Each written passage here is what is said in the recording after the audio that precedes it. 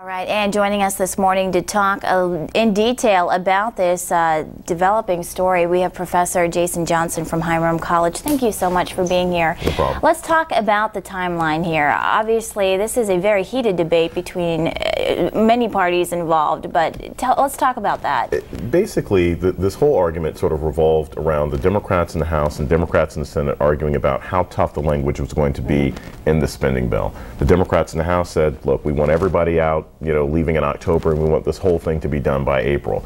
You have the Democrats in the Senate saying, well, we want things to be a little softer. We want to make sure that there's some timetables here and there.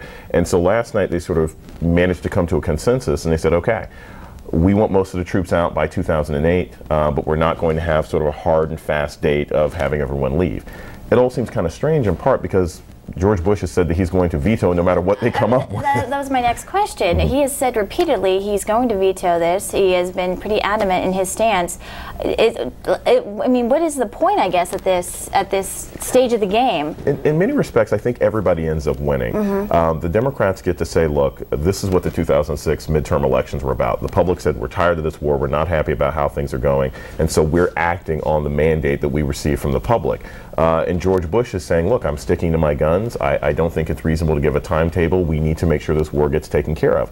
I think sort of the dirty little secret that both sides don't want to talk about in this situation is that George Bush's plan, and no one's really going to admit this out loud one way or another, this is a 30-year plan. You can't go in and change a country in 3 years. And the Republicans know that, but no one's actually going to say that out loud. And the Democrats realize that the same thing sort of applies. There are many men and women who are on the Democratic side right now that know history. They know that you can't win this war in 2 or 3 years, even if you think the war is winnable. So this is all sort of much ado about nothing right now, but both sides look good heading into 2008. And meanwhile, the troops over in Iraq, are a lot of uncertainty, of course, over there. Let's talk a little bit about them. Well, the interesting thing is that both sides, as was sort of mentioned in the report before, are going to drag out the troops. You have the Democrats saying, look, we have all these wounded soldiers. You have the Republicans saying we have all these patriotic soldiers. The reality is that most soldiers aren't allowed to really say what they truly feel about the war one way or another. So it's sort of a disingenuous, propaganda attempt on both sides.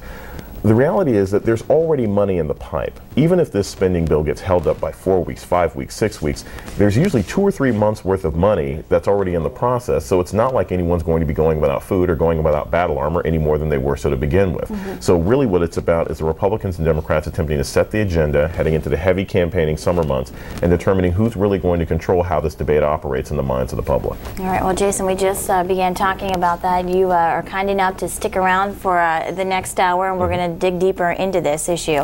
Thanks for being here this morning. My pleasure.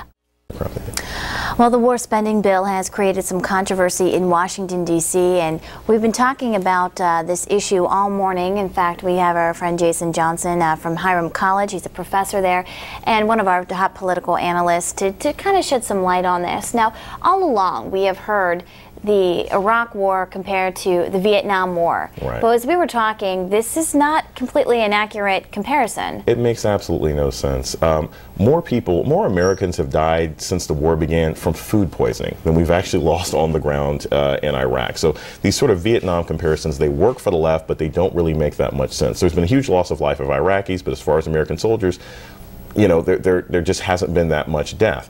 On the other side, it's Vietnam-like because there's a concern that eventually we're going to see an escalation, but there doesn't seem to be much that you can escalate to. There's not an increasing army on the side of the Iraqis. There's not increasing troop movements on the part of Iraqis, and there's no one else who's going to end up getting involved. So the Vietnam correlation doesn't really make much sense.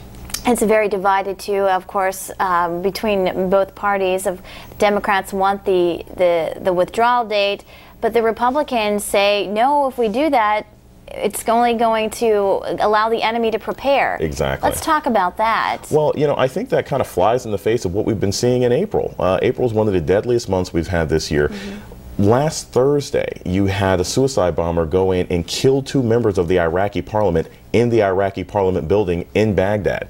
If that's not aggressive, attacks on the part of the Iraqi insurgents, I don't know what is. So whether or not the United States says, well, we're going to leave on Thursday or we're going to leave on Friday, it doesn't seem to make much of a difference. And I think the Republicans have been trying to gain footing with that, just like Democrats are trying to gain footing with Vietnam. And neither one is really playing out very well with the public right now. Now, a lot of people, of course, have sons and daughters overseas, husbands, wives. You know, when we talk about an end, there's no clear picture. It's out there as far as not being able to put a timetable. Do you see any kind of action being taken or anything from the top political leaders? No chance. They're going to stall, and they're going to move this all the way into the elections of 2008. And as we were sort of talking about before, it's fascinating to me that one of the sort of deadlines that the Democrats came up with, which is April 1st of 2008. Well, that's going to be April Fool's Day for everybody, because you're still going to have troops in Vietnam, you're still going to have troops in Iraq, and they're not going to be anywhere. I think right now the hope of the Republicans is to not give up any ground and sort of give someone a foothold who's going to be running for the nomination next year. And the Democrats, they sort of have the same attitude. Hillary Clinton likes seeing the Republicans be this sort of obtuse about this entire situation because it gives her something to run on. Same thing with Barack Obama, same thing with the other prominent Democratic candidates. But the reality is we're not going anywhere. We can't leave right now, and this is not because you can't, so, you know, bull in a china shop, you sort of broke something, you have to fix it. It's not even that. It's just the fact that there's no one else there who's even interested in going in and keeping Iraq stabilized. So the United States has a responsibility, even if it's one that we're not particularly happy with. And we're just about out of time, but real quick, what do you see as the next step? What should people be kind of looking out for? I think there's going to be more troop deployments. I don't think that's going to change at all. I think the high school students and people who are doing ROTC can still assume that they're probably going to be sent over there. Iraq is going to be like Germany was in the 70s and 80s. In the next 15 years, you can expect that if you're part of the armed forces, you're going to have to do a year there. You're going to have to do 2 years there, because there's no chance the United States is going to be gone anytime soon.